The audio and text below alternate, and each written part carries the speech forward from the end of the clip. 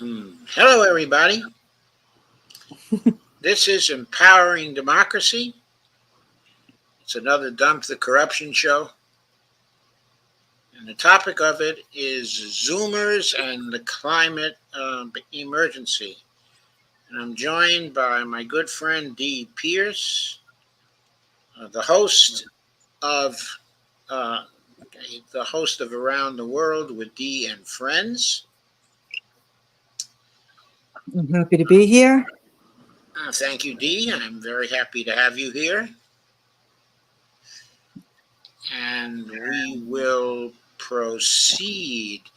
We're going to do tonight, what we're going to do is analysis and commentary on two rather lengthy pieces by Tom Hartman. One is a piece on Zoomers and whether they have a future in the United States or not. And the other is a piece on why we haven't yet declared a climate emergency. So we'll start with the Zoomers piece. Okay, and then we'll get to the climate emergency.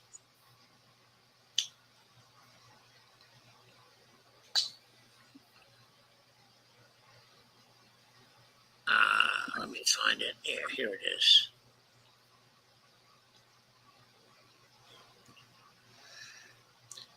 I picked this up, in LA Progressive. It did not originally appear there. This piece by Tom Hartman. Okay. Where did it originally appear?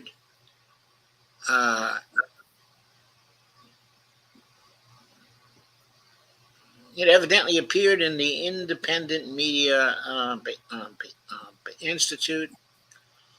This was also cross-posted from Common Dreams, but I did not see it there. I saw it at Los Angeles Progressive, so that's where I picked it up from. So, this is called Zoomer's Last Chance for the American Dream. The subtitle, the tagline is it just that they're evil? That refers to the Republicans, not to the Zoomers. This was done on July 21st, 2023. And as I said, it was written by Tom Hartman. Here's a photo of some Zoomers.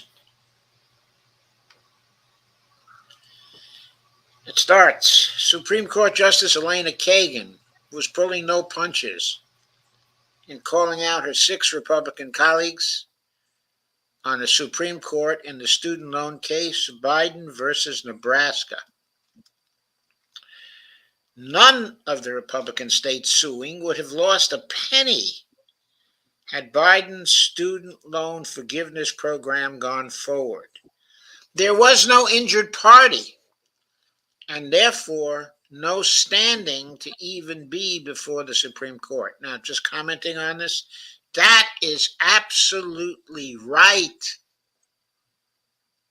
There was no basis for the Supreme Court to take up this case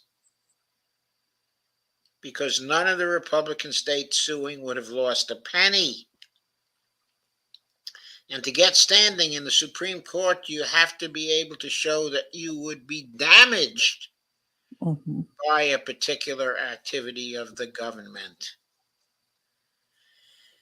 Anyway, going on with a quote from Elena Kagan, the court, unquote, she wrote, quote again, by deciding this case exercises authority it does not have. It violates the Constitution, unquote. I have to suggest when I see this that since the court has exercised authority it does not have, the justices who voted to take up this case and to recognize the standing of the state governments exercised authority they do not have. Thus, those are grounds for impeachment of those justices because they had no legal right to grant that authority to themselves. They exercised authority they do not have according to all of our legal traditions. That is abuse of authority, and that is grounds for impeachment of those justices. And the Democratic Party inside of the Congress should immediately introduce motions for impeachment because of the way the Republican justices decided, well, not for their way they decided the case, but because they took upon themselves the authority to decide it in the first place. Going on. Additionally, the law being debated, and by the way, Dee, feel free to interrupt any Okay. that you have a comment, because that's going to work a lot better to get discussion going here. Okay. Okay. Additionally, the law being debated, the HEROES Act, specifically gave the administration the power. It's literally spelled out in the statute to forgive a student debt, which is why Kagan called out the radical Republicans for rewriting a law authored by Congress and signed by a president, a power that is not found anywhere in the Constitution. I cannot resist stating at this point that the power of judicial review itself by the Supreme Court, the power to declare things unconstitutional, is not found anywhere in the Constitution. It is an authority which the court arrogated to itself with a decision in 1803, the Marbury versus Madison decision, written by John Marshall. So this is not the first time the Supreme Court has gone beyond the authority granted it by the Constitution. Yes, and the issue is a lot too is being brought on the Supreme Court, stuff that Congress doesn't want to handle. They should be deliberating. They should be deliberating, and they should be representing their constituents, and they're not. Yes, and they're not, and that is absolutely true. But this was not a case of that. In other words, this was a case where the Congress had passed an act, the HEROES Act, that specifically gave the administration the power to forgive student debt. And the court negated that power and negated it in a case that it had no grounds to even decide. So that just shows how bored it is. People, you have corporations, banks buying the Supreme Court justices. They have bought the Supreme Court justices, and by the way, in each case of the 6 Supreme Court justices who decided this case, in the way that they did, there were campaigns run in favor of these justices to get them confirmed. And there was big money spent in those campaigns, even though no public voting was involved. There was all kinds of money spent in favor of justices like Neil Gorsuch, by Amy Coney Barrett. In fact, going all the way back to John Roberts, Mm-hmm. there was big money spent in favor of getting him confirmed. This has been going on for years. And of course, what we've recently found out is that not only was big money spent to get justices on the court, but that the donors were giving money to the justices when donors either had cases before the court or were going to have cases before the court. They were giving various kinds of favors to the justices, like free trips and gifts. They were using the power of money to buy favorable decisions from the Supreme Court justices. That only recently has been made public, but that is what has been going on. Yes, and they've been talking a lot about Clarence Thomas.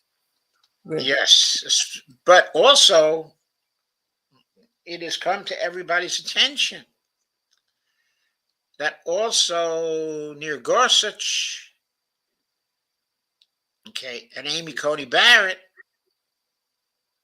have also had major contributions made to their well-being. And John Roberts' wife has been taking money for years. Going on with the article, quote, "That is no proper role for a court," unquote, Kagan wrote. Quote again, "And it is a danger to a democratic order." Of course she's right about that. Of course she's right. It's obvious. But 6 Republicans on the court blew up the program anyway, replacing the power and authority of the United States Senate, House of Representatives, and the President with their own. So let me ask a question now. Why didn't Biden have the guts to just say, look, I have the authority to do this. It is clearly in the law that was passed by Congress and signed by me. And you guys on the Supreme Court had no authority even to take up this case, much less to deny what's explicitly written in the law. I am a constitutional officer too. I took an oath of office to serve the Constitution. And I disagree completely with your decision in this case. It is transparently wrong, and I am not going to obey your decision. Biden should be doing a lot of that, and he's not. Right, but especially in this case, it is so blatant. It is plain. He can quote the law. He can say, what right do they have? What right do they have to say that I don't have the right to eliminate these debts when the law explicitly states that I do? Right, he should have. And then he can say, they don't have that right. And I am not going to obey their decision. You know, like they always have the excuse for him saying that he's spending so much time where Russia and Ukraine is concerned. But that's not his only responsibility. No, that's not his only responsibility. It's not even his prime responsibility. You know why? Because we're not fighting a war there. No, we're It's not. not a declared war. It wasn't even declared by NATO. It's an undeclared war. But that's where he's spending his time instead of on something that people need in this country for themselves. That exactly 44 million people need debt relief. And he doesn't have time for them. And that's why people don't have time for him. How could he go out there and campaign and want people to vote for him when he never had the time for the people? He never has time for the people and the concerns of the people. He has time for some far-fetched project to make Russia weaker, to break up the Russian Federation, and to try to loot the natural resources of Russia. That's what he has time for. But he doesn't have time to give 44 million people debt relief, student loans. Don't you think doing something right for the people would benefit him in the fact of wanting to be reelected? If he thought Yes, about the people, he wouldn't have to be going out there screaming and begging and trying to convince people when they've seen what he's done, that he's done nothing. yes, certainly. He should have time for that. Mm-hmm. Going on with the article. So why would Republican state attorneys general bring such a lawsuit to try to deny millions of students in their own states debt relief? Why would 6 Republicans on the Supreme Court go along with such a stupid thing? That's a good question. Tom asks a really good question, doesn't he? Oh, yes. Why would they go along with such a stupid thing? Why would the state attorney generals do such a stupid thing? Particularly when our 30-year experiment with the GI Bill shows that for every $1 the federal government invests in college educating young people, we as a nation get back $7 in tax revenue. Well, of course, we know the tax revenue doesn't pay for anything, but we know what Tom is saying here.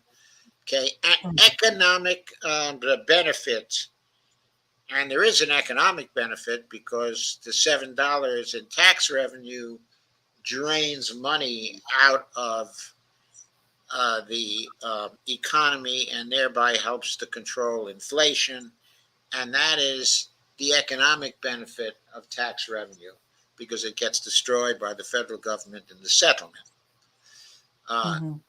So he says, we as a nation get back $7 in tax revenue and economic benefit, as I noted at length here on July 3rd. So, in other words, he published an article on July 3rd about the $7 in tax revenue and economic benefit. So he goes on, he says, similarly, why would Republicans fight tooth and nail to filibuster passage of the PRO Act, which is legislation that gives workers the right to easily form or join a union that had already passed the House?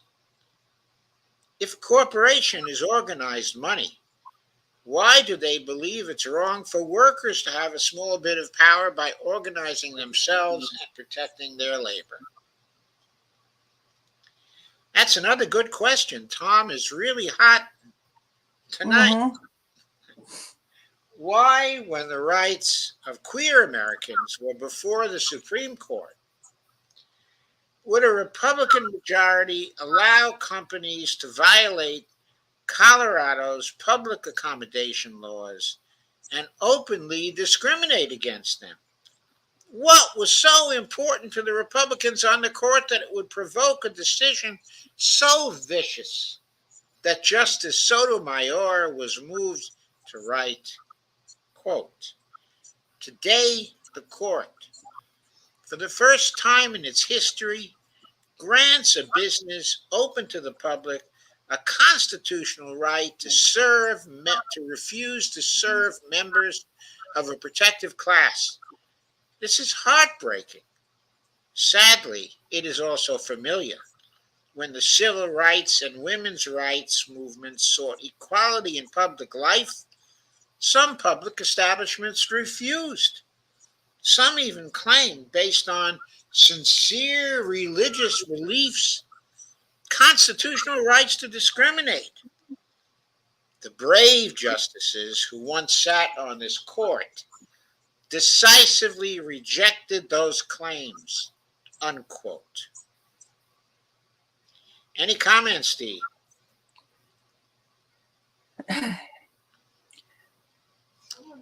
This is, yeah, they just, uh,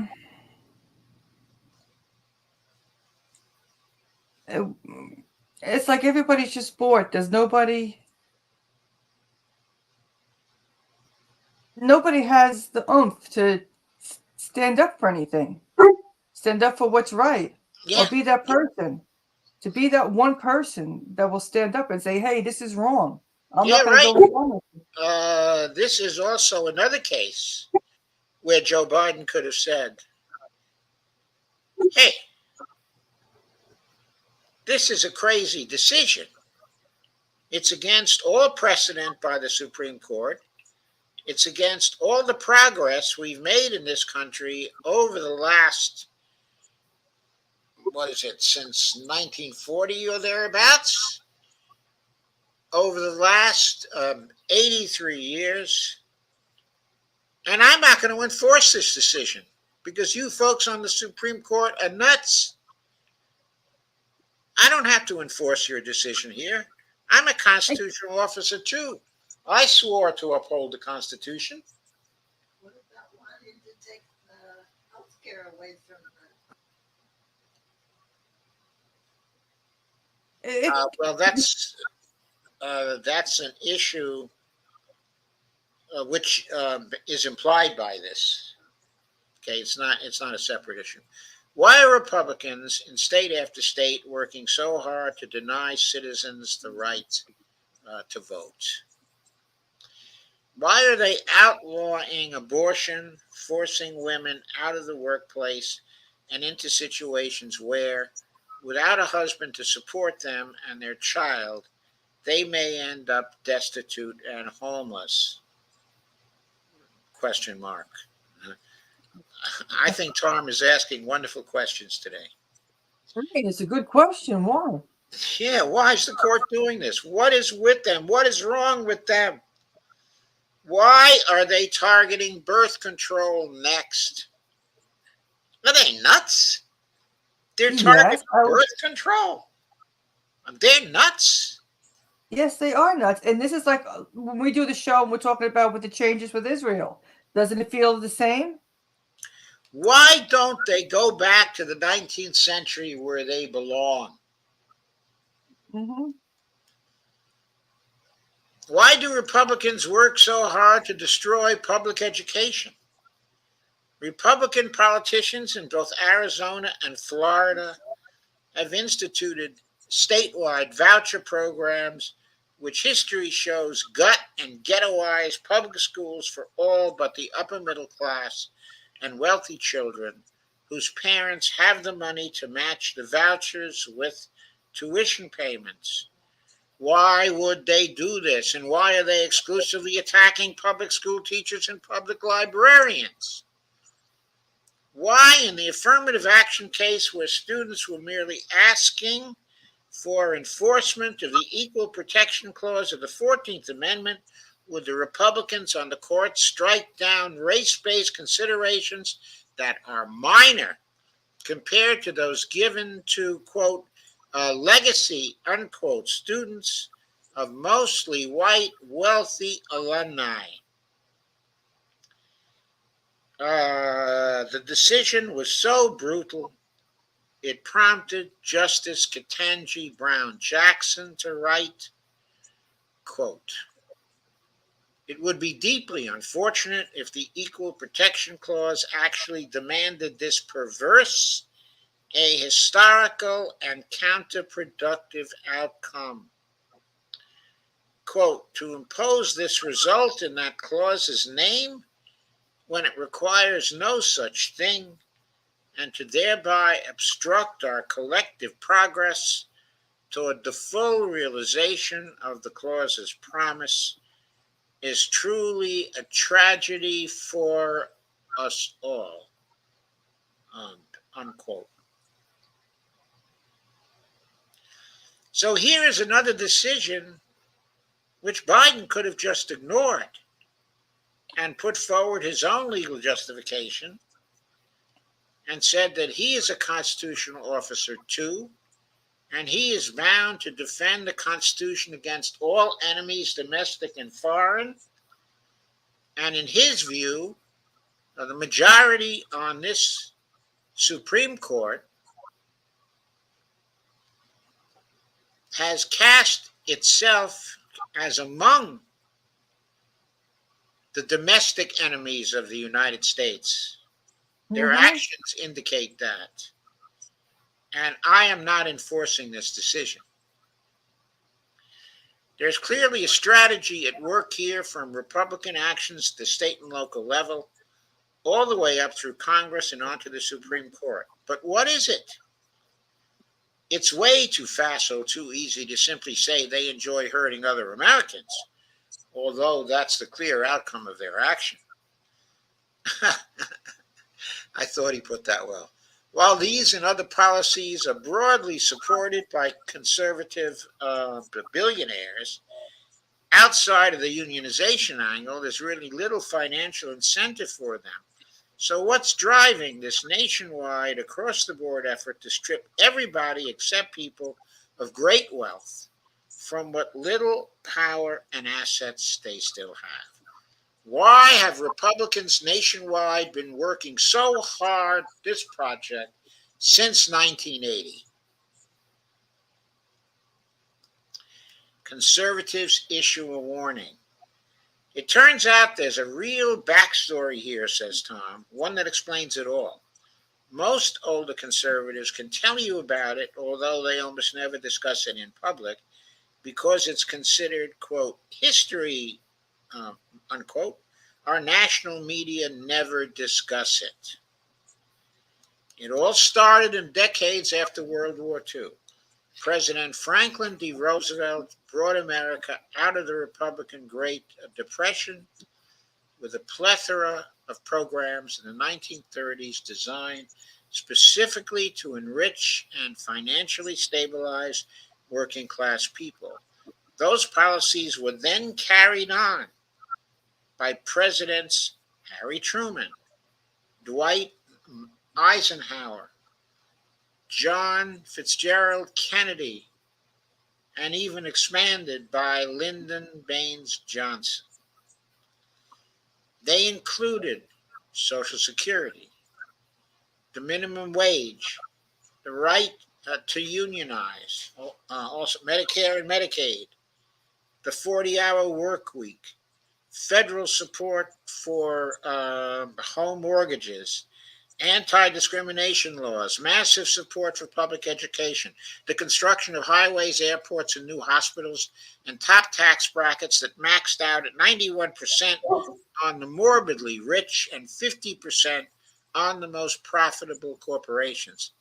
I seem to remember it was even more than 50%, 52% or 53% sticks in my mind, but that's another story for another day. Going on with Tom, these policies literally built the American middle class, the first in the modern world. Prior to the, quote, big government, unquote, interventions of these 5 presidents, most Americans were dirt poor, and the country was ruled by a corrupt corporate oligarchy. And I guess I have to add at this point, much as it is today. As recently as 1900, for example, women couldn't vote. Senators were appointed by the wealthiest power brokers in the state, and poverty stalked America. I heard stories of that time growing up. It was the year before both my mother's parents were born. As the President's Council of Economic Advisors noted in their 2000 annual report, quote, to appreciate how far we have come, it is instructive to look back on what American life was like in 1900. At the turn of the century, fewer than 10% of homes had electricity, and fewer than 2% of people had telephones. An automobile was a luxury that only the very wealthy could afford. Quote, many people still sewed their own clothes and gave birth at home. because chlorination had not yet been introduced and water filtration was rare, typhoid fever spread by contaminated water was a common affliction. 1 in 10 children died in infancy. Average life expectancy in the United States was a mere 47 years. And I guess at this point, I have to add that I am on the wrong side of 84 right now. Quote, fewer than 14% of Americans graduated from high school. Widowhood was far more common than divorce. The average household had close to 5 members, and a fifth of all households had 7 or more members. Average income per capita, $1999, was about $4,200. The typical work week in manufacturing was about 50 hours, 20% longer than the average today. And I might add,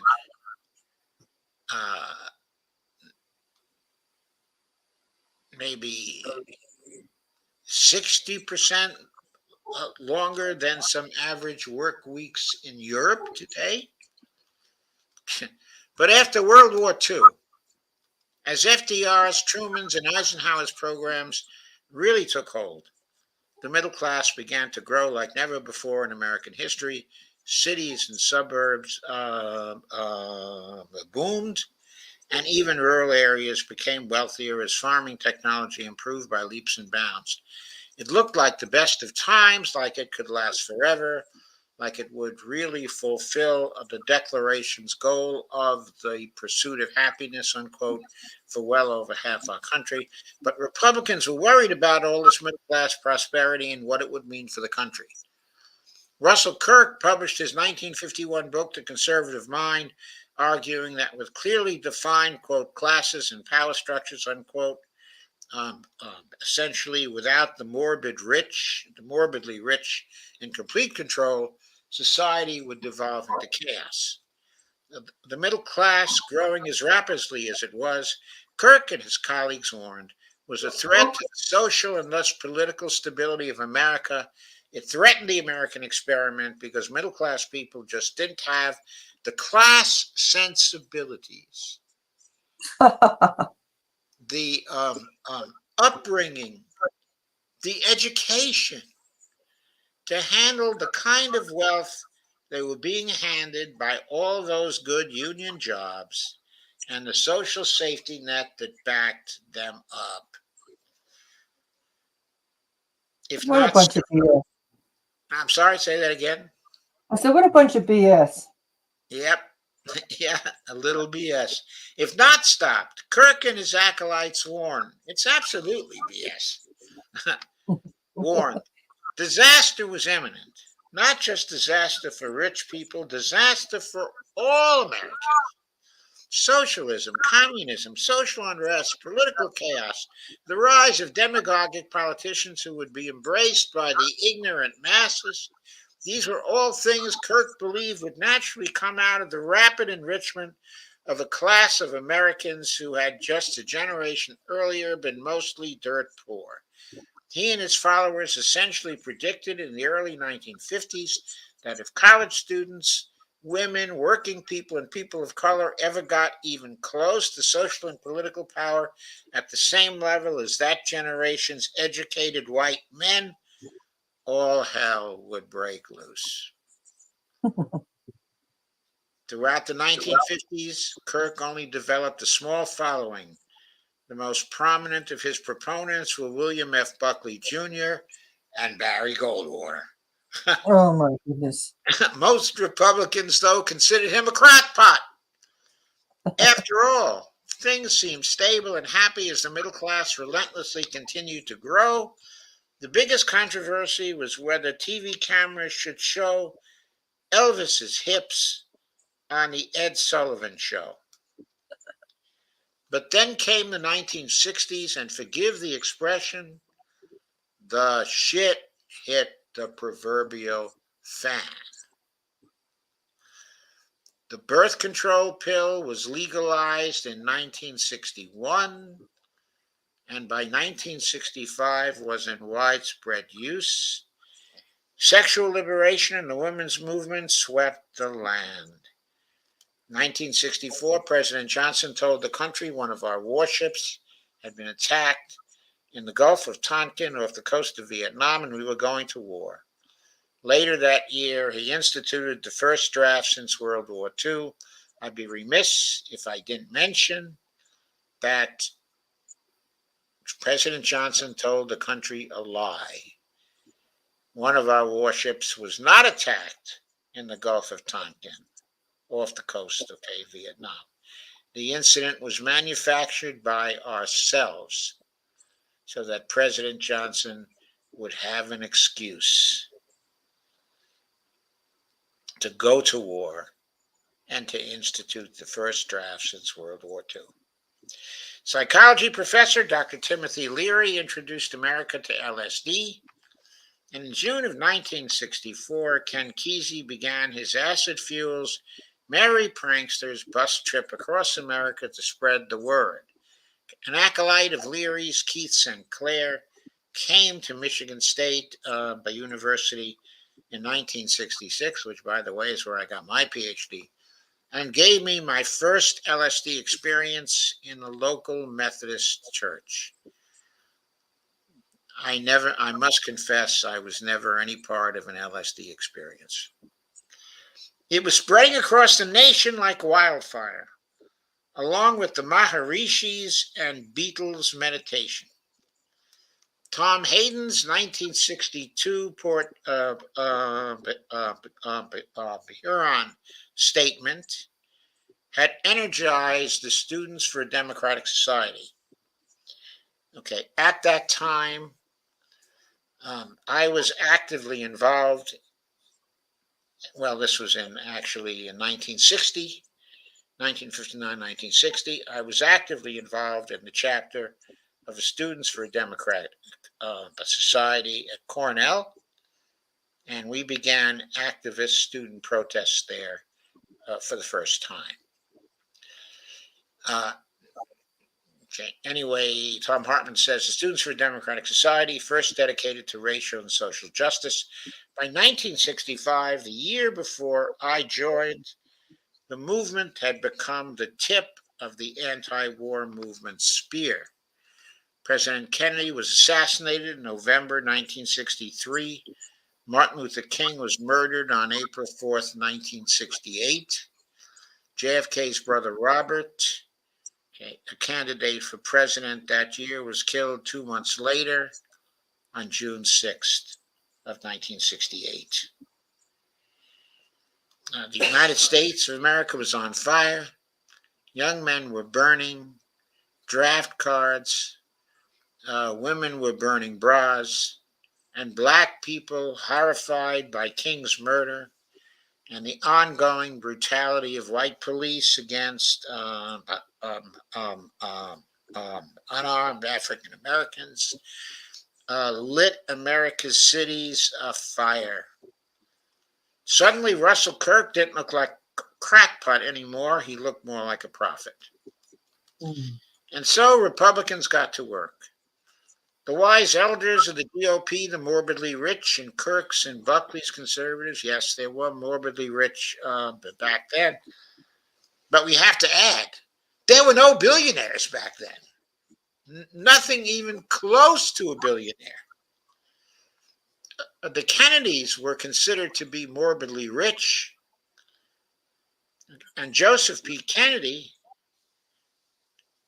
was never worth more than $60 million.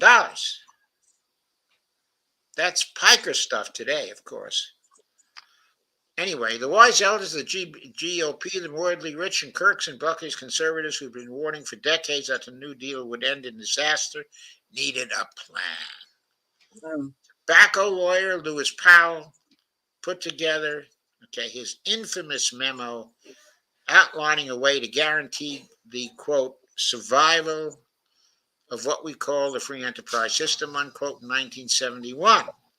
President Richard Nixon put him on the Supreme Court in 1972, He authored the Bilotti decision that overturned the 1907 Tillman Act and thus allowed billionaires and corporations to pour virtually unlimited amounts of, quote, free speech, unquote, money into politics in 1978. Nixon's, quote, war on drugs, unquote, designed to get the anti-war hippies and, quote, uh, um, um, um, uppity, unquote, blacks under control, was spreading across America like rot on an orange. Prison populations were exploding as the days of peace and love turned into heroin, meth, and violence. Hell's Angels and the murders at Altamont in 1969 signaled the end of the era. Thus, by the 1970s, the die was cast. The middle class had to go. FDR's, quote, great experiment, unquote, Republicans believed was over, and it was up to them to put the country back together again. When Ronald Reagan was elected president and sworn into office on January 20th of 1981, about 2/3 of Americans were solidly in the middle class. And a lot of those stupid people voted for Ronald Reagan. Had to add that. And it was explicitly his job to cut that middle class down to size to save America from herself. First, he went to the main source of working class wealth, which coincidentally funded the Democratic Party, unions. Roughly 1 in 3 American workers was a union member, and 2/3 of Americans had the equivalent of a union job because unions set local wage and benefit floors. One of Reagan's first actions was to destroy one of only 3 unions that had supported his presidency, the PATCO group of unionized air traffic controllers. So I'd forgotten that the air traffic controllers were supporters of Reagan. How ironic. Shifting that middle class wealth working people had accumulated since the 1940s into the money bins of the elite classes who knew how to properly run a country. After all, Reagan's men would tell you they'd been doing it for thousands of years. He cut the top income tax bracket to 27% and drilled so many loopholes in the tax code that today the average American billionaire pays 3.4% in income taxes. They pay 3.4% in income taxes. It's ridiculous. On the average. How much do we pay? And we allow that. We allow there to be millionaires. And we allow them to pay 3.4% in income taxes. Are we crazy? Why aren't we in the streets every day about that? Thanks, honey. He raised taxes on average working people 18 times. Ended the deductibility of credit card interest used exclusively by the middle class. And cut Social Security by raising the retirement age to 67 and making its benefits taxable. Reagan thus kicked off a $50 trillion transfer of wealth from the homes and savings accounts of the middle class to the top 1%, a theft that continues to this day. So far, just this year, America's billionaires have added an additional $852 billion to their personal wealth. And much of that's just this year, folks. And much of that was extracted from America's working class people. That's ridiculous, everybody. Ridiculous. And these things aren't the things that are being talked about. It's not talked about every day. They'll throw other issues out into the public sphere, but not this. Not this. Not covered by the mass media. No, it's not. Only covered by Tom Hartman. Right. So they're just throwing stuff out to for people to be angry about this, be angry about that. Oh my God, tit for tat, this and that. But this stuff this would unite everybody, or most of the population. Right, but don't be angry about this. Just be angry about those trans folk. Yeah. Just be angry about the gay folk who don't do anything to harm you at all. But don't be angry at the transfer of $852 billion to the personal wealth of America's billionaires. When Reagan started, 2/3 of Americans were unionized or had the equivalent of a union job. Today, because of Reagan's policies, only about 10% of Americans in the private economy are union members. 8 years ago, in 2015, National Public Radio commemorated the success of Reagan's efforts with the headline, quote, "The tipping point. Most Americans no longer are middle class," unquote. Next, Reagan went after students, cutting federal aid to education by over 25%, setting in motion the ongoing destruction of public schools and creating what is today over $2 trillion in student debt, an obscenity unknown in any other developed country in the world. Republicans since Reagan have continued his war on working people. The NAFTA agreement he and G.H.W. Bush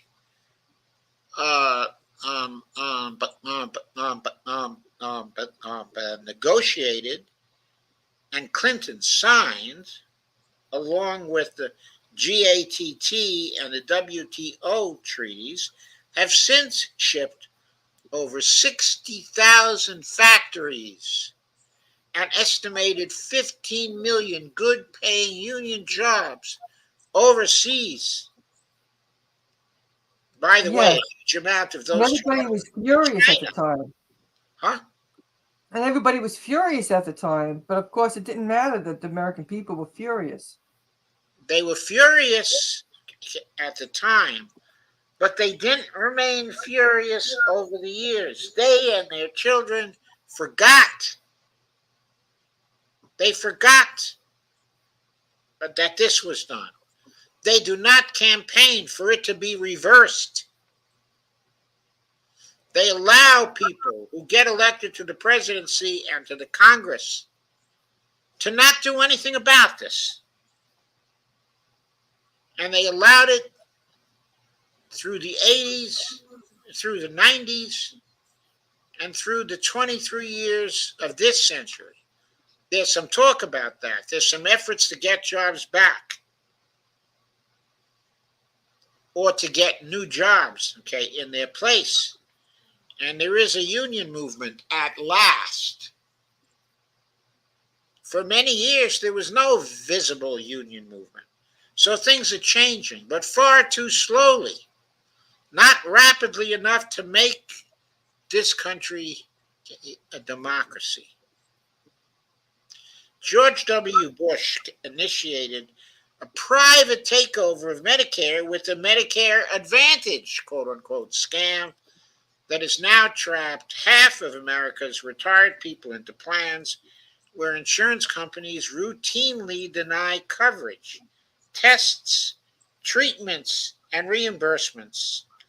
Real Medicare can't do that by law and doesn't put itself between you and your doctor.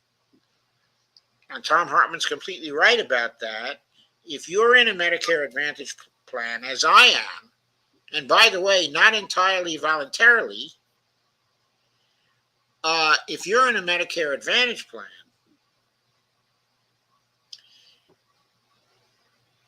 the payments for your services are made by the federal government to your insurance company.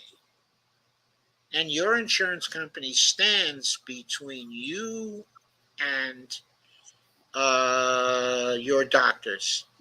And your insurance companies tell your doctors what to do. It is they who deny the coverage. It is they who deny the tests. It is they who determine what treatments are okay and what treatments are not.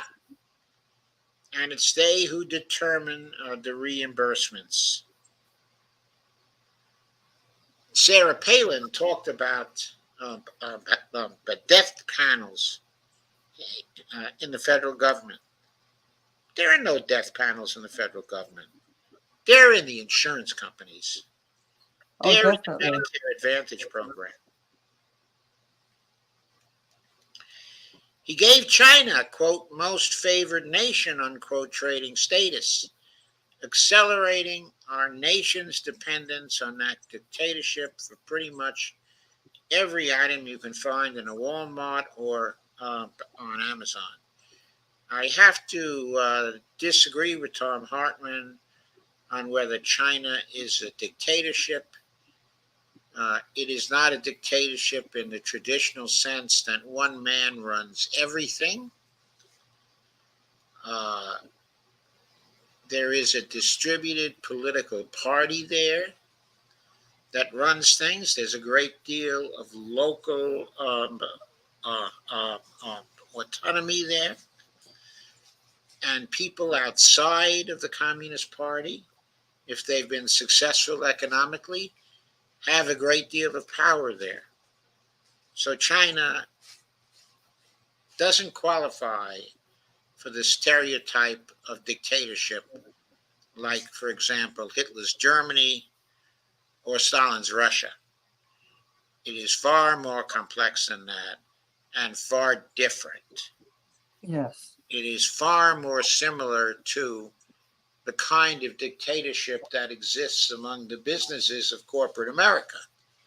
Yeah, the CEO is in control of the corporation, technically or nominally in control of the corporation. But as everyone knows, lots of people have power inside a corporation. There are many independent power centers inside of a corporation. And there are many independent power centers in China, okay, as well. But going on with the article, I didn't want to let that stereotype go by. We now can't build a fighter jet or missile without parts from China, although the real goal was to pit American workers against cheap labor overseas to drive down wages. That move, by the way, we all know, was terribly successful here in the United States, and we've been suffering from it since the 1980s when Reagan started this process. Right. It's like a war on the American people. Yes, it's been horrible for the American people. And we, the American people, have done nothing about it because we've allowed us to be distracted by side issues, essentially issues of gender identity and racial identity and this type of identity, that type of identity. We've allowed ourselves to be concerned with everything but what's been going on in relation to our economic decline, what's been going on in relation to the class war. There's been a class war in this country since at least the 1980s, and most of the people of America have been losing.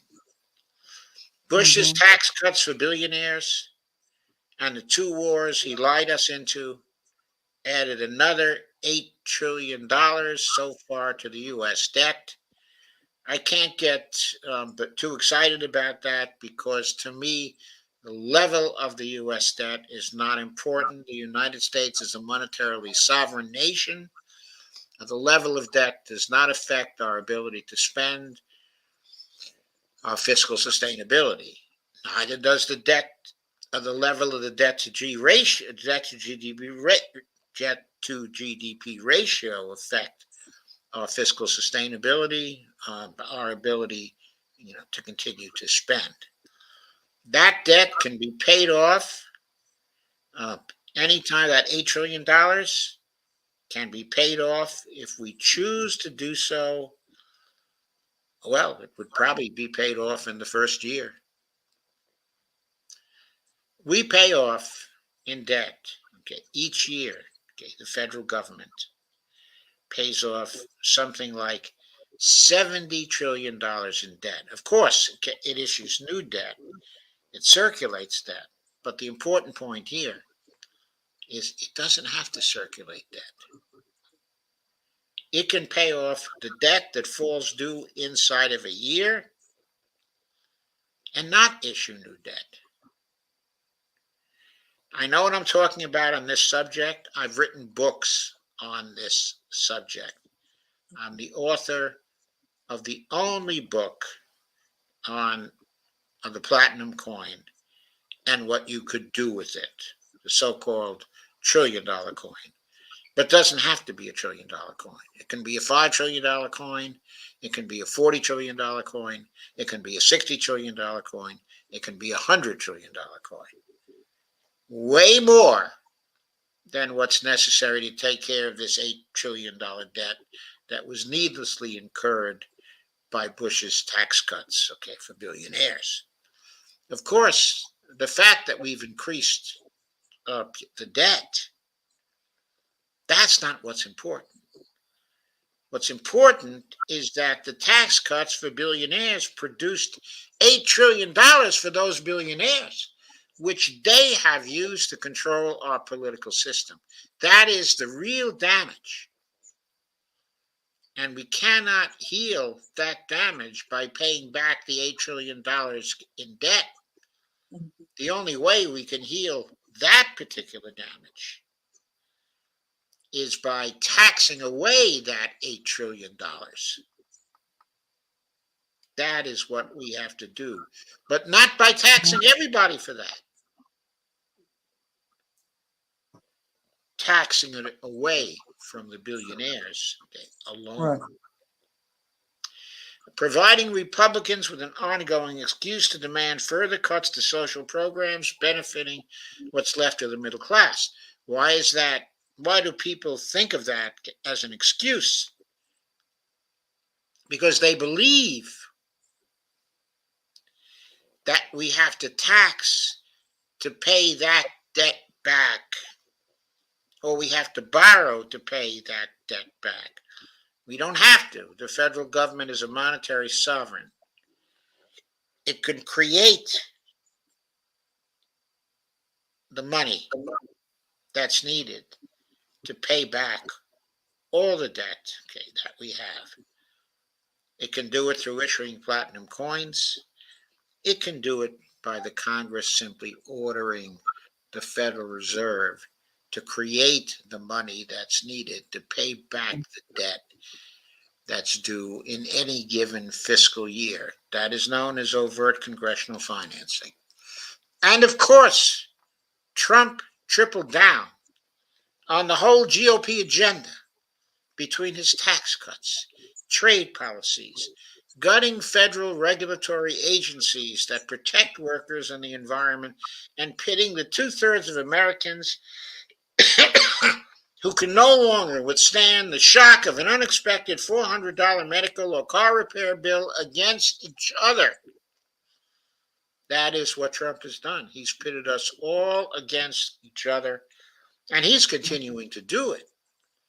And if he does get into the White House again, he plans to do it while creating a dictatorship in this country. And that's how he plans to create a dictatorship, by continuing to pit us all against each other. There's only one candidate right now who doesn't want to pit us all against each other. Well, I shouldn't say that. I shouldn't say there's only one candidate. There's at least one candidate who talks about that continuously. There are another two candidates who have declared who probably wouldn't be pitting us against each other. I'm speaking of West, okay, and Marianne Williamson, of course. Quote, "It's the black and brown people out to get you," he regularly implies in his rants and statements to his mostly all-white audiences. Ron DeSantis adds, quote, "It's the gays too," unquote. He put, this is Donald Trump, 3 ideologues on the Supreme Court who have succeeded in kneecapping millions of American women's ability to participate in the workplace and stand up to men and employers because they're going to have to stay home and care for babies they didn't want or expect. That, of course, refers to the recent decision of the Supreme Court, the Hobbs decision, which repealed the Roe v. Wade earlier decision by the Supreme Court. The 6 Republicans on that court, meanwhile, continue to drag America down the path Russell Kirk and Lewis Powell set for us, bringing back legal discrimination, empowering employers, supporting cuts to education and ending student loan relief and making it easier for Republican governors to throw voters in blue cities off the voting rolls, stick them in 8-hour lines, or otherwise make it hard to vote in the months leading up to elections. Thus, today's wreckage of the once great American middle class litters the country's economic, political, and physical landscape. If Kirk's analysis and predictions had been right, you'd think Republicans could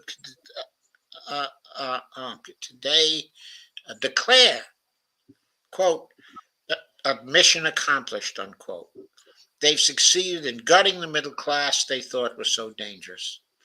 For example, when my boomer generation was the same average age as the millennial generation is today, back in 1990, by the way, I'm not a boomer, our generation held 21.3% of the nation's wealth.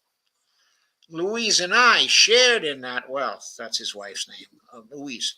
Although we were still in our 30s in 1990, we owned a profitable small business, our 4th, and a nice home in suburban Atlanta.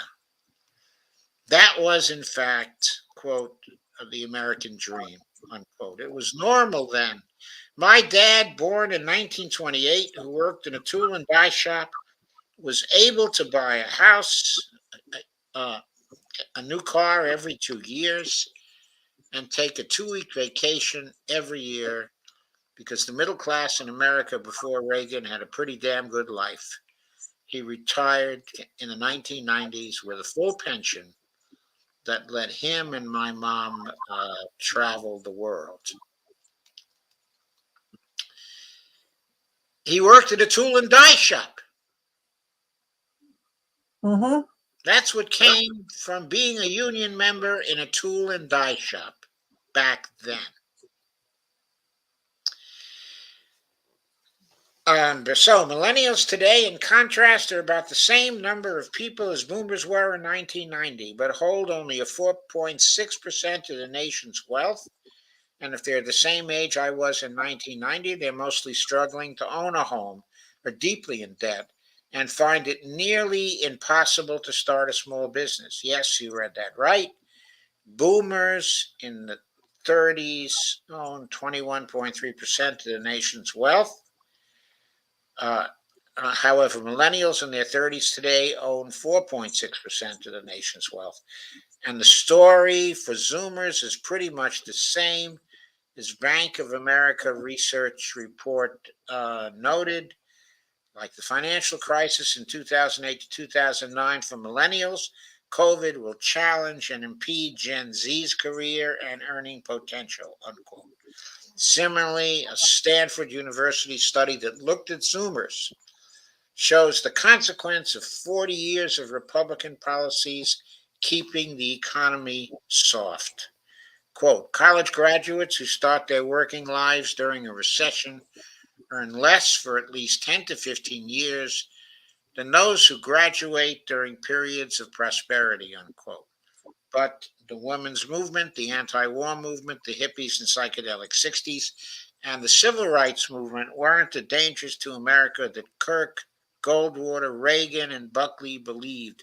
Instead, they were each moments of inflection and growth toward a more egalitarian and caring nation, just like today's embrace of multiracialism and gay marriage. Nonetheless, Republicans are still at it because the project of taking back 80 years of wealth from the middle class on behalf of America's billionaires has taken on a life of its own. It's not, as I asked at the open of this article, that they're evil, although some clearly are. It's that, Reaganism and then Trump's subsequent embrace of naked fascism unleashed forces that they can't control. Kevin McCarthy is essentially helpless, even if he was inclined to do what's best for the country, and of course, he isn't. Since 5 Republicans on the Supreme Court legalized political bribery in Bellotti and Citizens United, and thus also legalized the handouts they themselves have been receiving from billionaires for decades, it's going to take major and radical action to stop and then reverse the Reagan revolution. Right-wing billionaires are now pouring literally billions of often untraceable dollars into every election cycle to keep the gravy train on track, and that money goes to the GOP at a 9-to-1 by ratio. In other words, 9 of the dark money goes to the GOP to $1 of the dark money that goes to the Democrats. And here I have to introduce, whenever you read Thom Hartmann, you have to recognize, and Thom Hartmann is a vote blue no matter who guy. Whenever he writes something like this, he's always condemning, the GOP. Now, there's lots of reasons to condemn, the GOP. The 80-year project he has talked about, that project was a Republican project. The Reagan Revolution was a Republican project. However, at the present time, the money has corrupted the whole system, the Democratic Party as much as the Republican Party. The work we've done here on Dump the Corruption has shown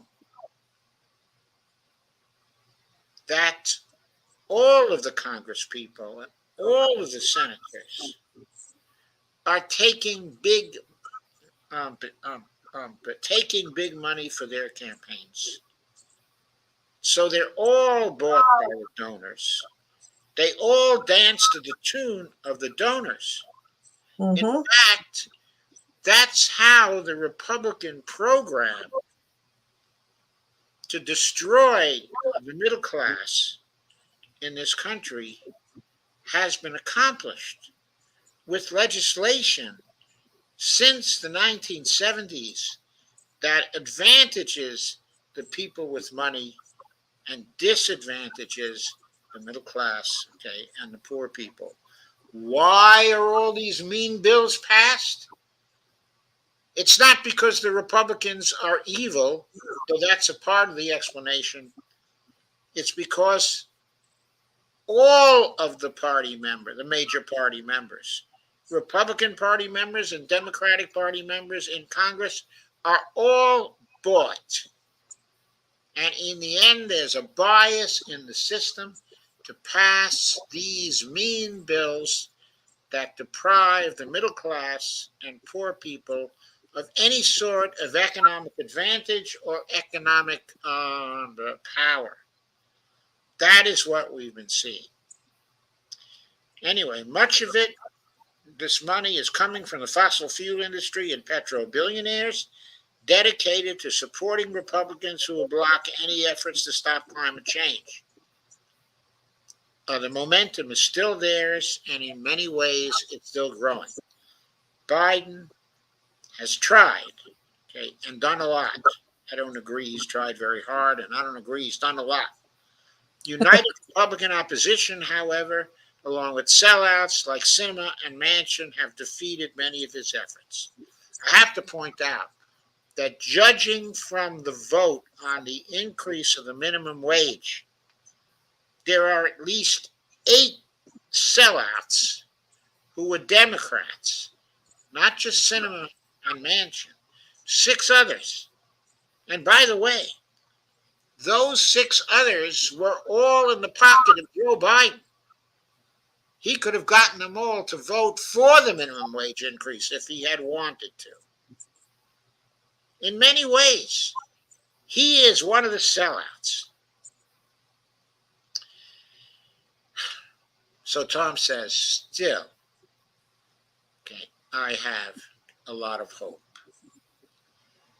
And then his final part of this article. So what do we do? And I have to point out here that Lenin asked, what is to be done? Mm-hmm. Same question. An entire generation is coming up now.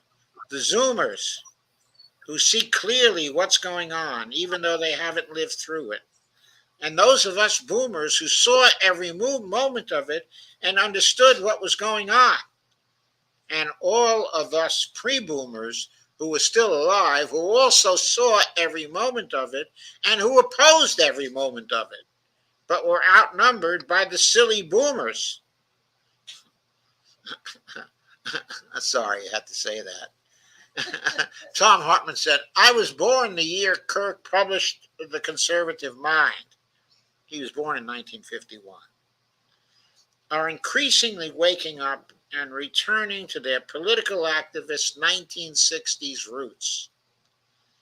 They may be the raging grannies, but they're getting more and more involved in electoral politics and get out the vote efforts. The climate crisis is opening the eyes of people who have been believing GOP lies about fossil fuels and carbon pollution for decades.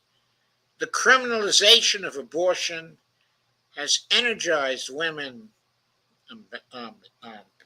in a way I don't think we've seen since the 1960s. Healthcare and big pharma ripoffs are pissing Americans off in ways guaranteed to produce a blowback. Also, electoral dynamics are changing all across the nation. The fourth turning is upon us, says Neil Howe. If we can just get out enough votes to retake the House, hold the Senate and the White House, and get a few more states to flip, such as Michigan and Wisconsin have done, there's considerable hope for the future of this nation. I don't think so, Tom. I don't think that's enough. I know it's not. The whole Congress has been bought, and the role of money in politics can only be ended by all of us voting against candidates, whether incumbents or not, who are taking the big money. That's the basic principle of dump the corruption that we've developed here in this particular series. You can't just retake the House, hold the Senate and the White House. Well, if you hold the Senate, just as it is now, you'll still have those 8 sellouts who are on the Democratic side who will be holding back from passing the good bills we need to pass. Okay, even if Joe Biden or his successor was willing to pass them, they would not pass. All the Republicans would oppose them. Right, because we've seen it. Because we've seen it. And enough sellouts, okay, on the Democratic side would sell out. That would Exactly. change things. What would change things is our idea. And what is that idea? That idea is that we vote against anybody who is taking the big money. And as I end this program, I'm going to remind you what the voting rule is that we all have to follow.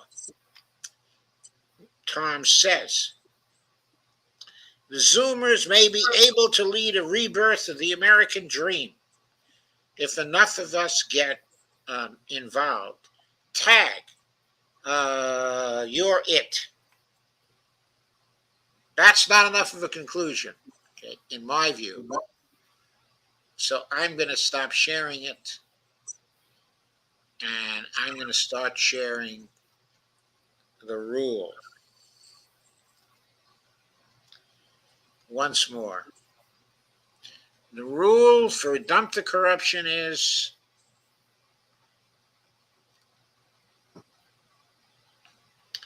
hang on there while I find it. Vote against every candidate except those who won't take money from wealthy corporations, individuals, PACs, or party committees, and who repudiate all super PAC support. Now, that's a simple enough rule to guide your voting in 2024 and before that, because there are going to be contests yet to come in 2023 governing state legislatures and governorships in certain states, and there'll be local elections.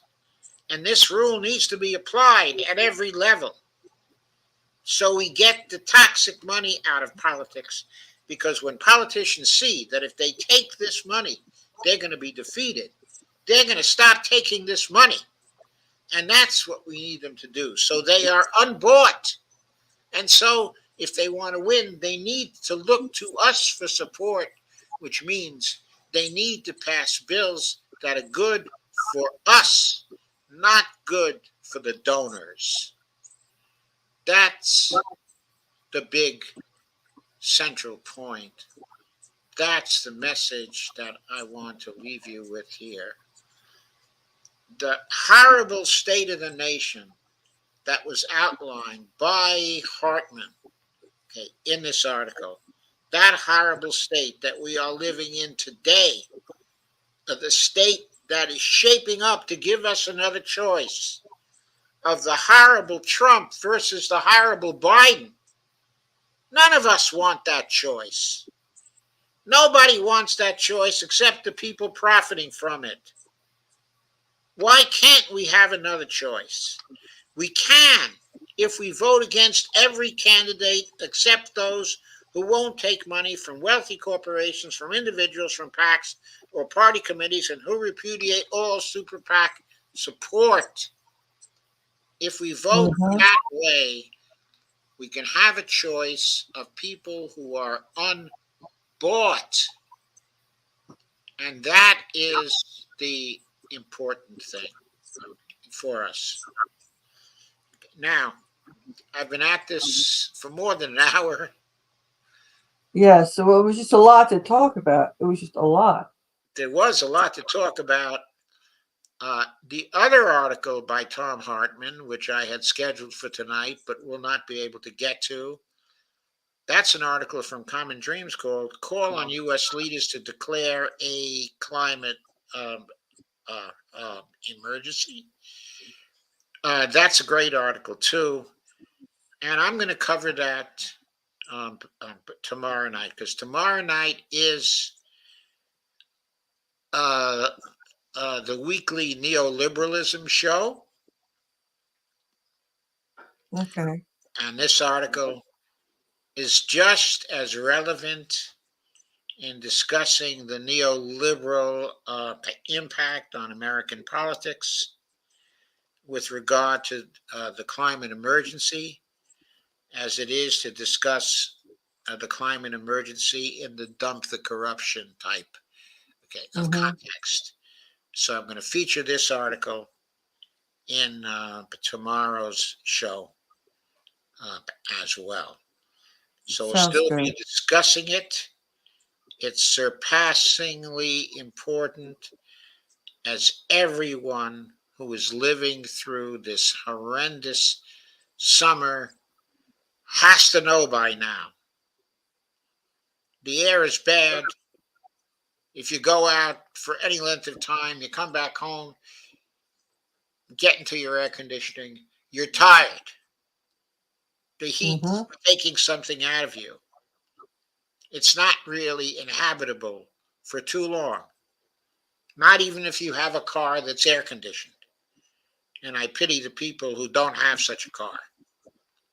Exactly. And also, there's a lot of people that don't have air conditioning, and there's also a lot of homeless people. Yes, who have to live in this heat. And Yes. also, we have to remember that there are the natural disasters, the floods in Vermont, okay, and New York that have recently occurred, the wildfires in California, Mhm. the bad air that circulated in the northeast of the country due to the wildfires up in Canada. All this stuff and more that we're going to see this summer is coming from the climate emergency. And we have done nothing substantial about it. We've known about it's coming since the 1960s, and we have done almost nothing about it over those years except to waste our time. Why is that the case? A big reason for that is due to the victory of neoliberalism in the period from the 1970s on in this country and throughout the world. So, tomorrow we're going to discuss the climate emergency in that particular context, and also with respect to the objective of getting the damn president of the United States to declare the climate emergency. He won't declare anything. He won't do his job. He's doing nothing at all for this country. It seems to me the real president right now is Jake Sullivan. He's the real president, not just for foreign policy, but I think that he is the closest advisor to Joe Biden, okay, at this point.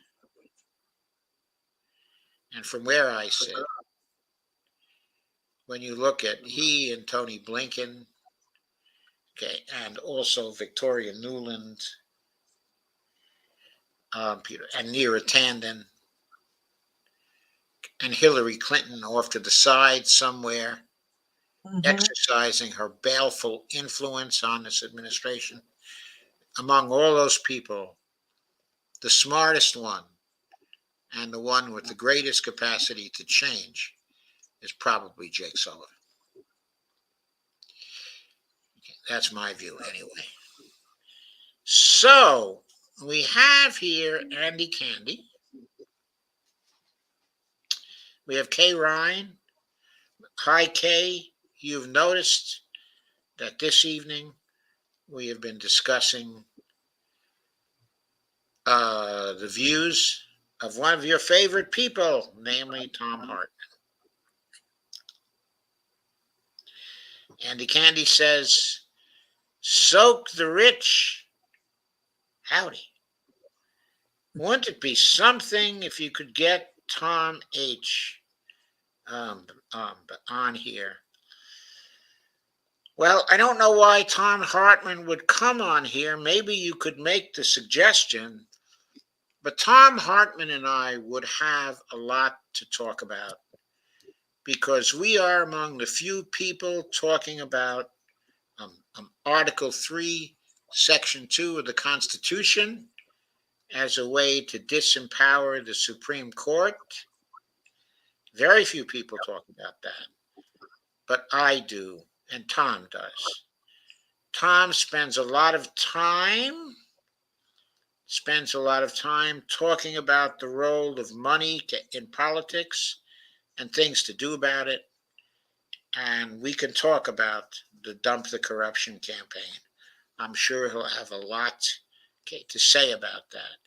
He and I also know quite a lot about the history of how all this happened.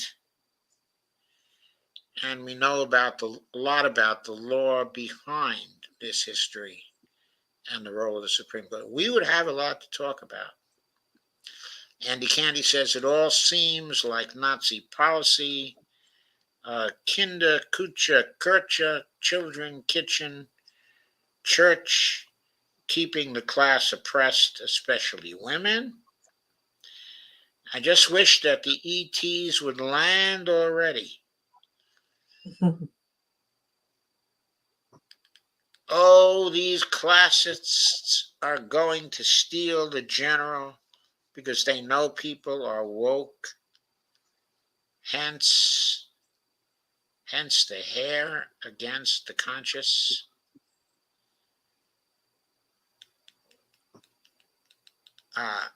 Andy Candy says, dump the corruption bastards.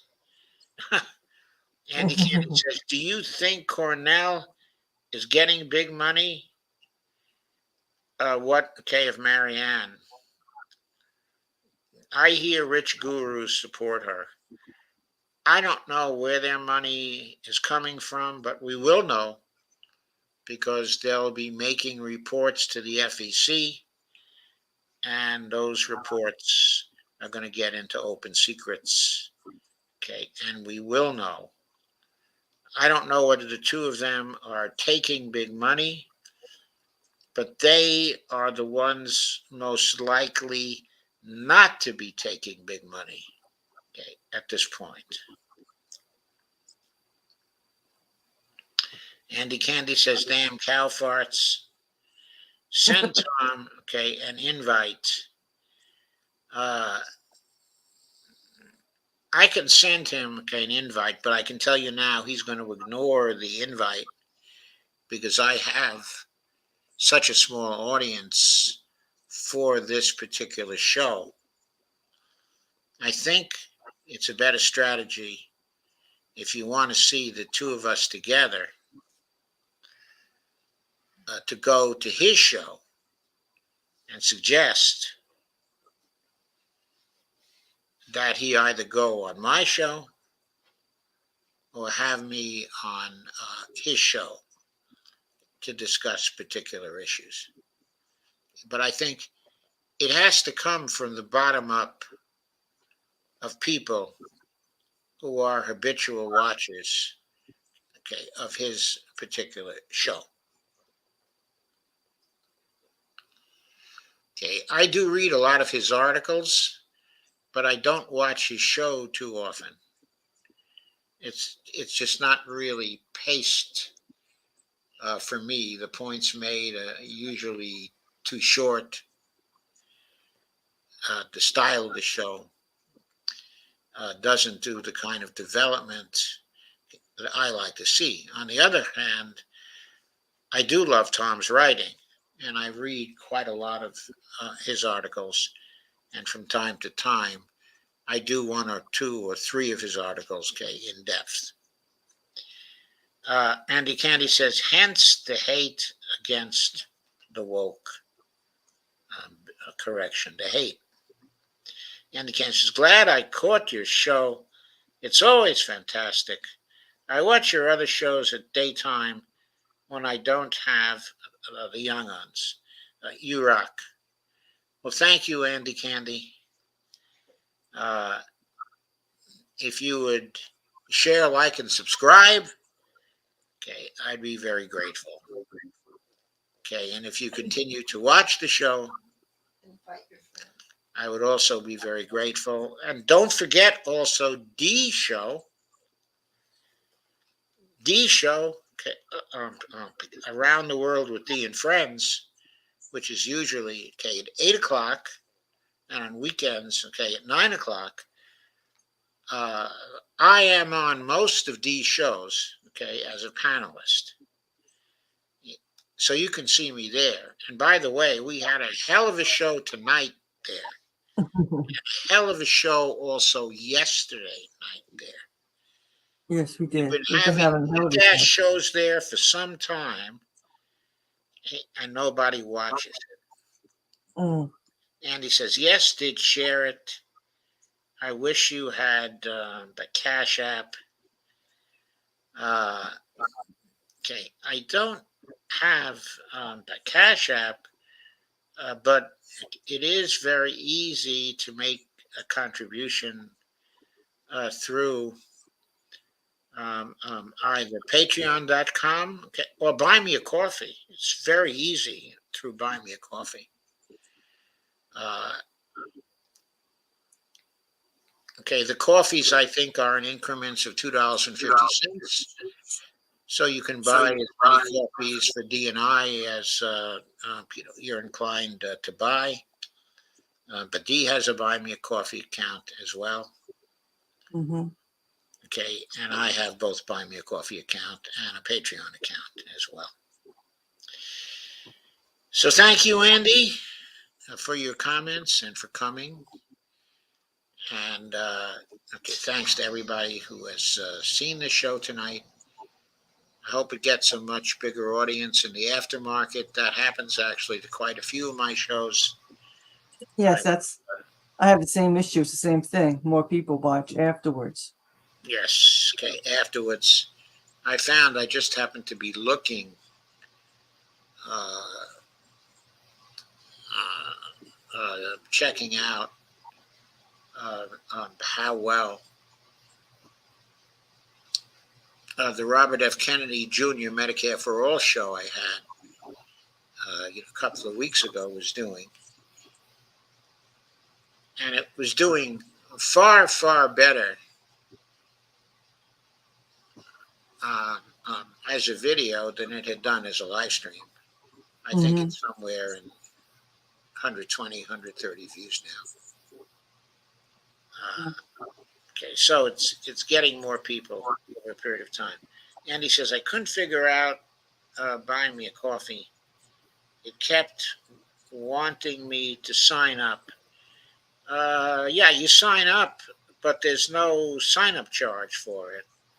Once you've signed up to the website, then you're free to buy to buy no coffees, or to buy one coffee or multiple coffees. So there's no fee for signing up.